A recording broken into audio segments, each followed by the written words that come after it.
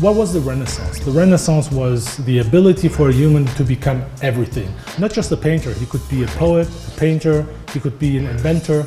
This is what humans are supposed to be.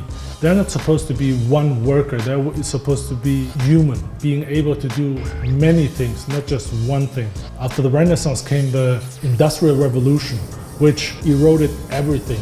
What happened back then was that you became a robot in an industrial concept. After that, you became a white collar, which was just the evolution of the blue collar. Still being a modern slave, but now you became more robot. You had one task and one task only. And this changed over time again. Now we are becoming the blank collar. The blank collar is basically the second Renaissance. It's the ability to be more, to be not just one worker, to be just a robot. It's becoming human again. Being able to do lots of things, to compensate your abilities, to be able to be more than just a piece of the puzzle. So what do you think?